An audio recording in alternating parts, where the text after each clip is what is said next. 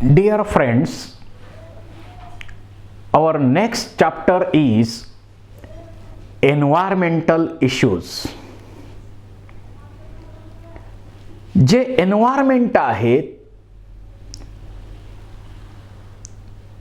याच्यामध्ये अनेक महत्त्वाचे इश्यूज आज आपल्याला इथं या चॅप्टरमध्ये डिस्कस करायचे आहेत. यामध्ये एन्व्हायरमेंट, आपण ज्या वातावरणात राहतो, we are a component of environment. Biotic, abiotic components आहेत या एन्व्हायरमेंटमध्ये. आणि या वातावरणामध्ये आपण राहतोय ते वातावरण चांगलं असलं पाहिजे. आणि त्याच्यासाठी अनेक प्रॉब्लेम आता क्रिएट होत आहेत. त्यासाठी गव्हर्नमेंट ऑफ इंडियाने एन्व्हायरमेंट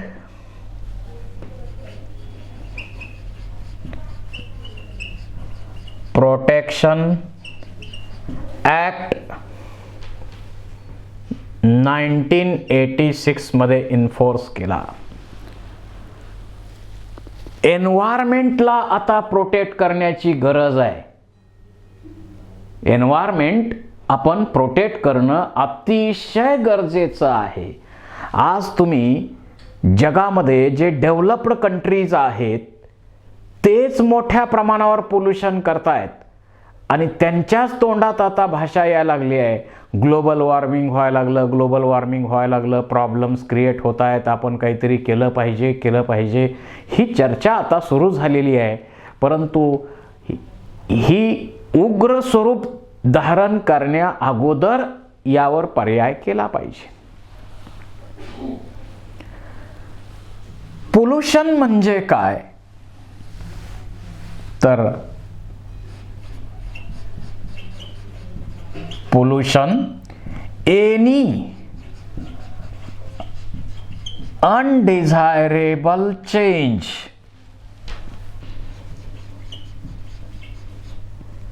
in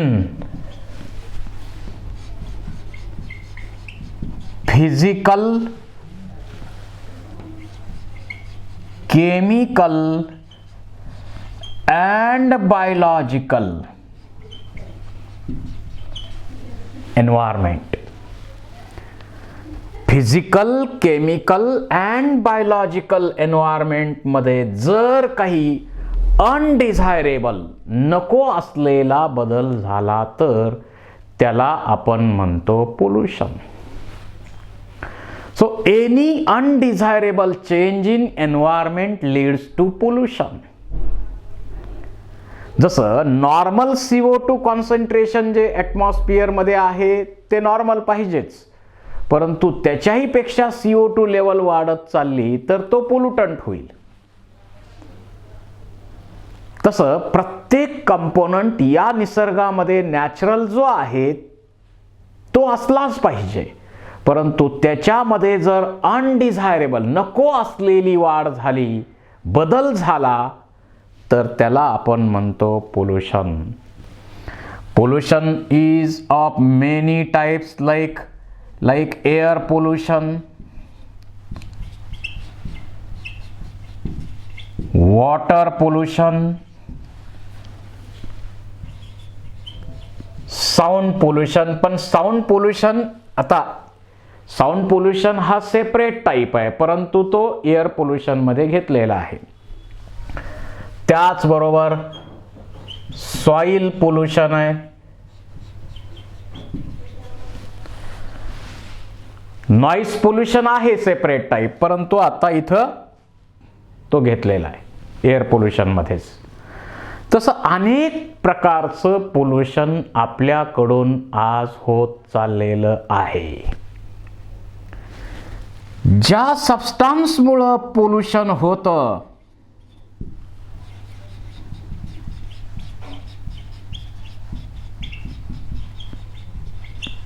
ज्याच्यामुळं पोल्युशन होतं त्याला आपण म्हणतो पोल्युटंट.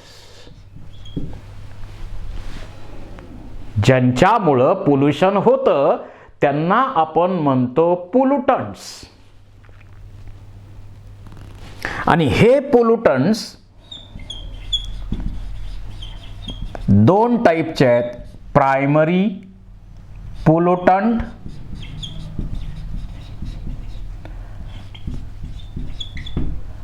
and secondary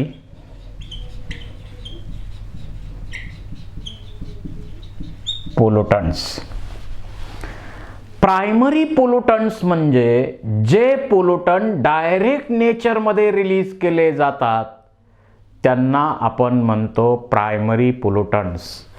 जसं CO2 लागतोय परंतु एक्सेस झाला, दॅट बिकम्स अ पोल्युटंट. त्यानंतर SO2 असेल, प्रायमरी पोल्युटंट्स.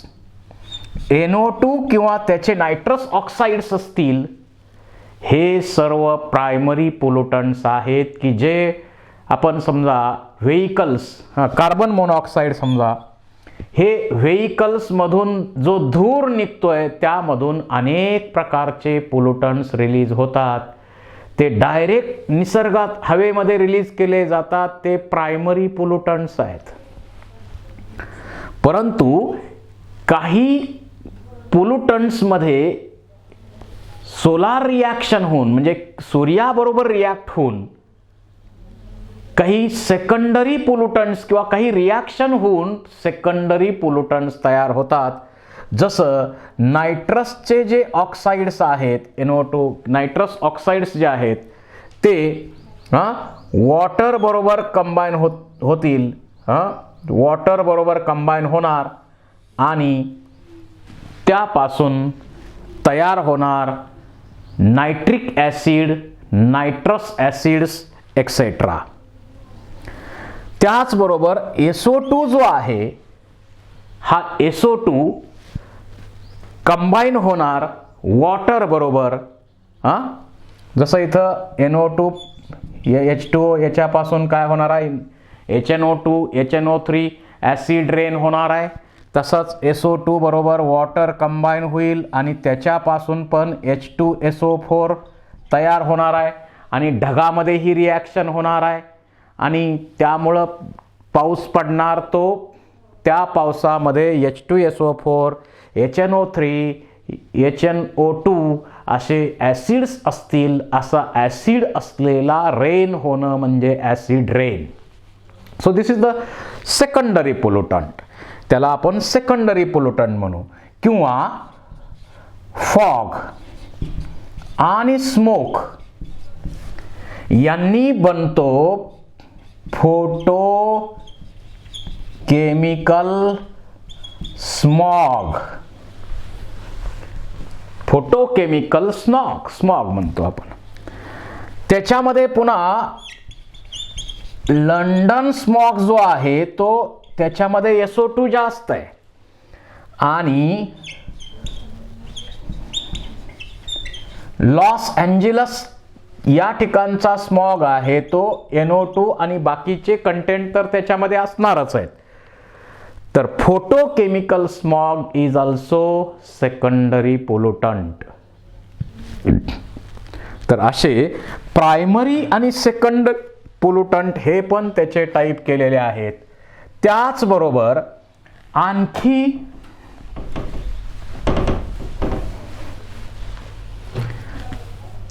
दोन टाईप केलेले आहेत. Biodegradable and non-biodegradable.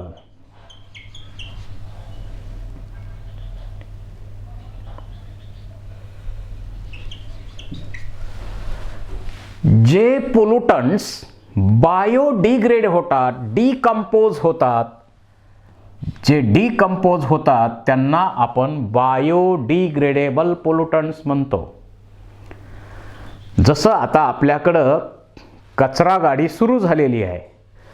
ओला कचरा, सुका कचरा हे सेपरेट म्हणजे बायोडिग्रेडेबल म्हणजे त्याचं डिकंपोजिशन होऊन पुन्हा सगळे मिनरल्स तयार होतात. ते बायोडिग्रेडेबल पोल्युटंट्स आहेत. जसं आपला कचरा जो आहे त्या कचऱ्यामधला मेजर पार्ट आहे तो बायोडिग्रेडेबल आहे. परंतु प्लास्टिकचा विचार केला तर हे प्लास्टिक डिग्रेड होत नाही, म्हणजे प्लास्टिक डिग्रेड होत नाही आणि त्यामुळं तो झाला नॉन बायोडिग्रेडेबल पोल्युटंट. आणि आज प्लास्टिकची समस्या किती मोठी आहे हे आपल्या लक्षात आहे. तरी प्लास्टिकवर बंदी आपण आणलेली आहे, तरीही वापर पण सुरूच आहे, पण तो अतिशय घातक आहे.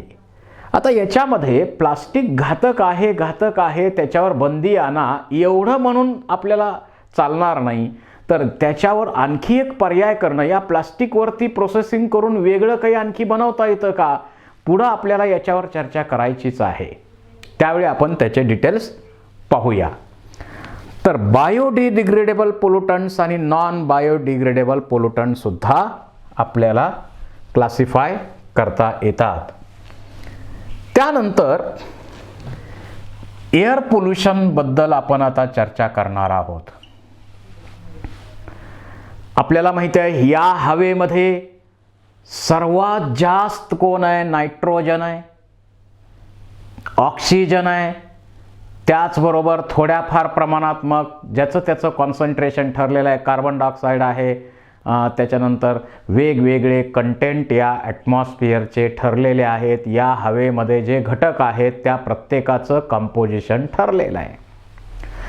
जर या कंपोजिशनमध्ये अनडिझायरेबल चेंज होत असेल तर त्याला आपण म्हणणार एअर पोल्युशन. त्याला आपण काय म्हणणार, एअर पोल्युशन. आता एअर पोल्युशन कशामुळे होतं,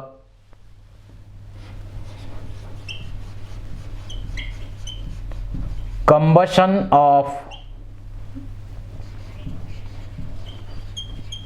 fossil fuel. Fossil fuel petrol, diesel, kerosene, coal हे जे सर्व फ्युअलचे टाईप आहेत ते फॉसिल फ्युअल म्हणतो. मग घरी पण आता आपण गॅस वापरतोय ते फॉसिल फ्युअलच आहे.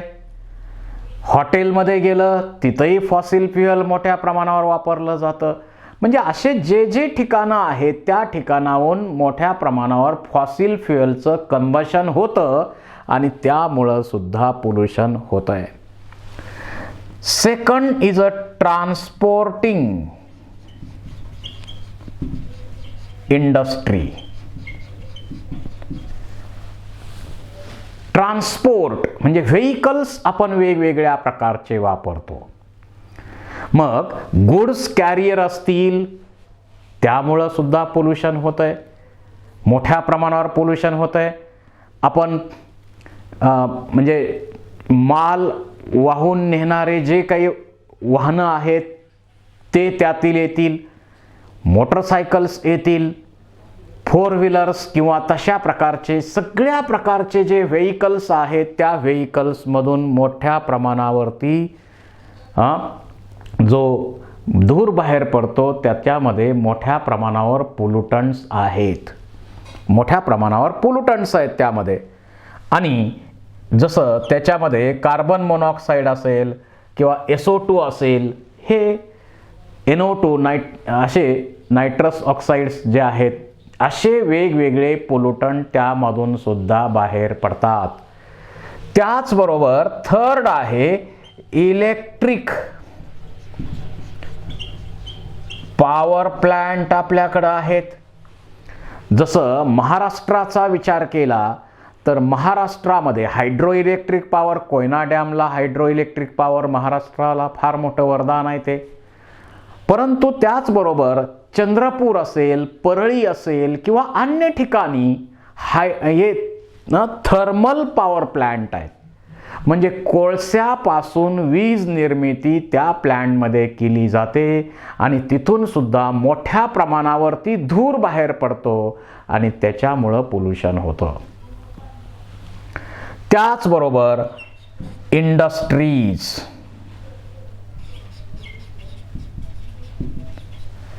इंडस्ट्री मोठ्या प्रमाणावर आता आपण एस्टॅब्लिश करतोय, कारण आपल्या प्रत्येकाच्या माणसाच्या गरजा बदललेल्या आहेत.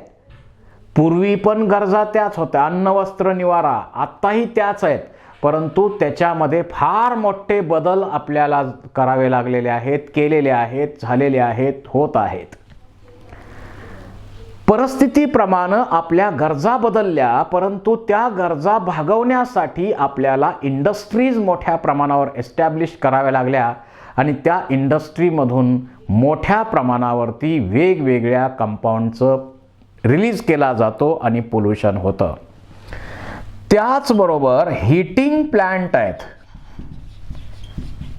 जिथं हीटिंग प्लांट्स असतील त्यामधूनही मोठ्या प्रमाणावर पोल्युटंट्स बाहेर पडतात. त्याचबरोबर ॲग्रिकल्चरमध्ये जसं आपण पेस्टिसाइड्स असतील, आता समजा आपल्याकडे वेगवेगळ्या एरियामध्ये मॉस्किटो वाढत असतील तर त्या ठिकाणी DDT, BHC आपण काय करतो, डस्ट करतो, किंवा ॲग्रिकल्चरमध्ये वेगवेगळे पेस्टिसाइड फवारले जातात, स्प्रे केले जातात किंवा काही डस्ट केले जातात, पण त्याचे बरेचसे पार्टिकल्स हवेमध्ये तसेच राहतात आणि त्यामुळं पोल्युशन होतं.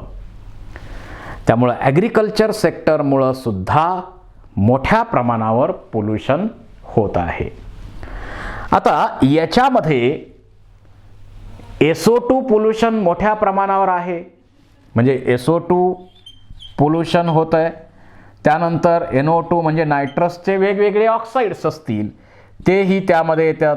कार्बन मोनॉक्साईड आहे.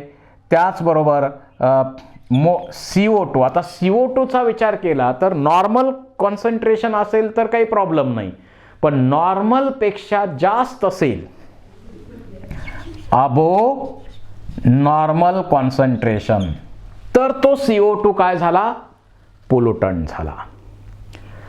असे अनेक पोल्युटंट्स रिलीज होत आहेत आणि या पोल्युटंटचा आपल्याला फार मोठा प्रॉब्लेम होत आहे. जसं रेस्पायरेटरी सिस्टीम जे आपली आहे त्यामध्ये इरिटेशन होईल, इन्फ्लेमेशन ऑफ लंग्स, अल्वेओलायचं इन्फ्लेमेशन किंवा डॅमेज टू अल्वेओलाय, असे अनेक प्रॉब्लेम्स रेस्पायरेटरी सिस्टीमशी रिलेटेड आपल्यामध्ये होतात. किंवा प्रीमॅच्युअर डेथ, असे अनेक प्रॉब्लेम्स या एअर पोल्युटंट्समुळं आपल्यामध्ये होत असतात. तर याला पर्याय काय? आता हे जे सगळे तुम्ही पोल्युशन ज्याच्यामुळं होतंय ते सोर्सेस दिलेले आहेत, त्या सोर्सेसमध्ये काही बदल करणं गरजेचं आहे. जसं आपण फॉसिल फ्युएलचा विचार केला तर फॉसिल फ्युएल वापरू नका असं म्हणता येणार नाही, इंडस्ट्री एस्टॅब्लिश करू नका असंही म्हणता येणार नाही, कारण आपल्या गरजा बदललेल्या आहेत. तर त्या इंडस्ट्रीच्या ज्या चिमनीज असते, त्या चिमेनीज त्या टॉल असल्या पाहिजेत, उंच असतात बघा. कुठलाही आता साखर कारखाना घ्या किंवा दुसरी एखादी इंडस्ट्री घ्या, त्यांच्या चिमेनी एकदम टॉल असल्या पाहिजेत. तिथं मोठ्या प्रमाणावर व्हिजिटेशन तुम्ही एस्टॅब्लिश केलं पाहिजे, कल्टिवेट केलं पाहिजे. त्याचबरोबर हे जे टॉक्सिक गॅसेस हवेमध्ये रिलीज केले जातात, हे कन्व्हर्टर बसवून हे आपल्याला लेस टॉक्सिकमध्ये, हायली टॉक्सिक टू लेस टॉक्सिकमध्ये कन्वर्ट करता आले पाहिजेत. म्हणजे इथं पोल्युटंट जे आहेत ते दोन टाईपचे येतात. पोल्युटंट्स हे सगळे गॅसेस पोल्युटंट्स आहेत. हे गॅसेस पोल्युटंट्स आपण इथं आता पाहिलेले आहेत. हे सगळे काय आहेत, गॅसियस. आणि त्याच्याबरोबर आणखी एक महत्त्वाचा टाईप आहे सस्पेंडेड पर्टिक्युलेट मॅटर.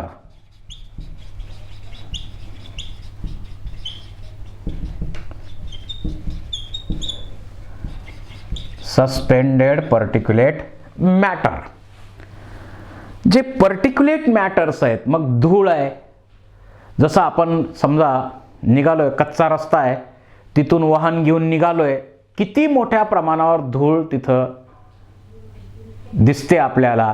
त्यातले बरेच पार्टिकल्स हवेमध्ये तसेच राहत असतात. तशा प्रकारे जिथं साखर कारखाना आहे तिथून जो निघणारा धूर आहे त्याच्यामध्ये ॲश भरपूर आहे आणि त्याच्यामध्ये सस्पेंडेड पर्टिक्युलेट मॅटर आहे. असे अनेक इंडस्ट्रीमध्ये असतील तर त्या सस्पेंडेड पर्टिक्युलेट मॅटरचं काय करायचं हा पण आपल्या पुढं मोठा क्वेश्चन आहे. आणि जे गॅसियस पोल्युटंट आहेत त्यांचं काय करायचं हा पण एक मोठा क्वेश्चन यामध्ये आहे. आता याच्यावर काही पर्याय आपण केलेले आहेत. एकतर इंडस्ट्रियल एरिया कमी करायचा किंवा इंडस्ट्री ज्या आहेत त्या शहरापासून दूर असल्या पाहिजेत. मोठ्या प्रमाणावर व्हेजिटेशन असलं पाहिजे, कल्टिवेट केलं पाहिजे आपण. चिमणी ही जी आहे ती उंच असली पाहिजे आणि पोल्युशन कंट्रोल बोर्डचे जे नॉर्म्स आहेत ते अतिशय कडक आता झालेले आहेत. ते नॉर्म्स फॉलो करून आपण ह्या इंडस्ट्री किंवा जे काही आपल्याला एस्टॅब्लिश करायचं असेल ते केलं पाहिजे. आता याच्यामध्ये आपण काही प्रयत्न जे केलेले आहेत, जसं सस्पेंडेड पर्टिक्युलेट मॅटर आहे. समजा हे पर्टिक्युलेट मॅटर आहे.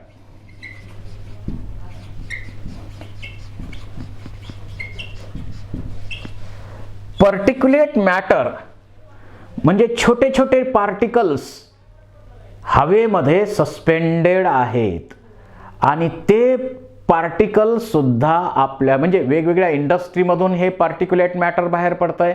अनेक कारणांमुळे हे पर्टिक्युलेट मॅटर बाहेर पडतंय. तर हे सस्पेंडेड पर्टिक्युलेट मॅटरचं काय करायचं याच्यावर पर्याय आपण काय केला आहे, इलेक्ट्रोस्टॅटिक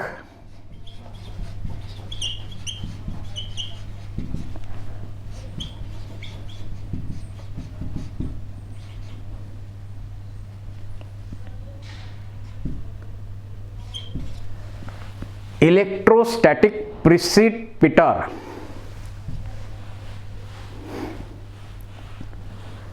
इलेक्ट्रोस्टॅटिक प्रिसिपिटेशन त्याच्यासाठी इलेक्ट्रोस्टॅटिक प्रिसिपिटर्स आपण तयार केलेले आहेत. सस्पेंडेड पर्टिक्युलेट मॅटर म्हणजे आपल्याला जी हवा सस्पेंडेड पर्टिक्युलेट मॅटरनं भरलेली आहे, पोल्युटेड एअर आहे, त्यातले सस्पेंडेड पर्टिक्युलेट मॅटर जे आहेत ते वेगळे करण्यासाठी आपण इलेक्ट्रोस्टॅटिक प्रिसिपिटेटर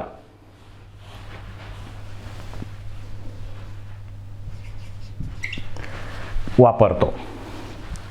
याच्यामध्ये काय केलेलं आहे, याच्यामध्ये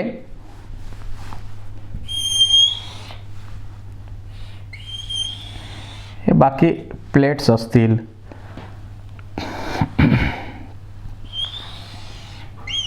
हे वेगवेगळ्या साईजचे आपल्या गरजेप्रमाणे आपण म्हणजे बनवू शकतो. हे तर इकडून आपण काय करतोय, इथे समजा जाळी असेल, इकडून आपण काय करतोय तर पोल्युटेड एअर, ही जी पोल्युटेड एअर आहे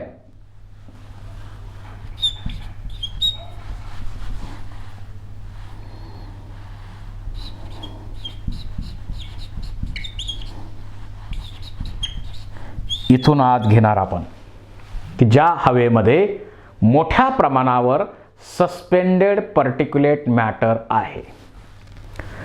आणि इथं आपण काय करतोय, इथं आपण मोर दॅन 1000 व्होल्ट पेक्षा जास्त, 1000 व्होल्ट पेक्षा जास्त व्होल्टेजचे इलेक्ट्रोड्स या ठिकाणी आपण बसवलेले आहेत. मग इलेक्ट्रोड्स असतील म्हणजे वायर्स असतील किंवा प्लेट्स असतील, इलेक्ट्रोड्स असे आपण बसवलेले आहेत. आणि ते काय, they produces corona, they produces corona which release electrons.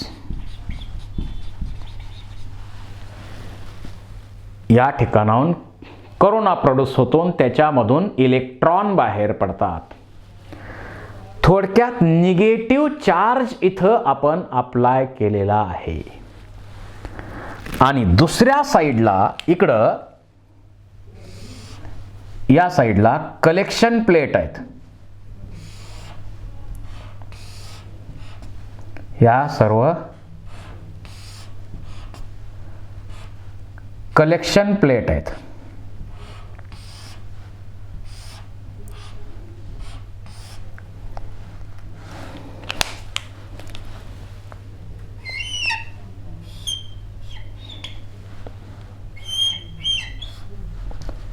या सगळ्या काय आहेत? कलेक्शन प्लेट आहेत इकडं.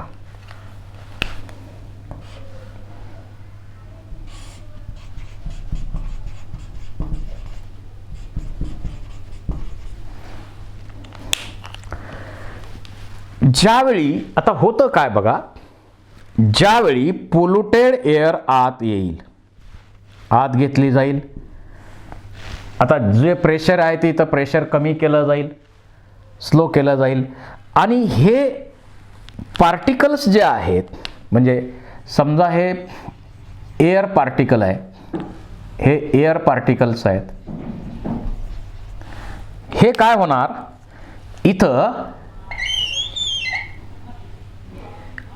इलेक्ट्रॉन निगेटिव्ह चार्ज आहेत, या निगेटिव्ह चार्ज बरोबर हे बाइंड होतील. हे निगेटिव्ह चार्ज असल्यामुळे याच्याबरोबर बाइंड होणार आणि याच्यावर चार्ज, आणि ते हळूहळू काय होतील, असे सेटल होतील. त्यांच्यावरती निगेटिव्हली चार्जड जे आहेत त्याच्याबरोबर बाइंड होतील आणि त्याच्यामुळं हे सेटल होतील. सगळे पर्टिक्युलेट मॅटर जे आहे ते सेटल होईल आणि सेटल झाले इथं सगळं सेटल होईल. हे पर्टिक्युलेट मॅटर इथं सेटल होईल. आणि जी प्युअर एअर आहे, इथं जी प्युअर एअर आहे, ही शुद्ध हवा दुसऱ्या साईडनं बाहेर पडेल. आणि अशा प्रकारे आपण 99% हवेमधून पर्टिक्युलेट मॅटर वेगळं करू शकतो. म्हणजे जे पर्टिक्युलेट मॅटर आहे ते डेंजरस आहे. त्याच्यामध्ये सुद्धा पर्टिक्युलेट मॅटरमध्ये पोल्युशन कंट्रोल बोर्ड,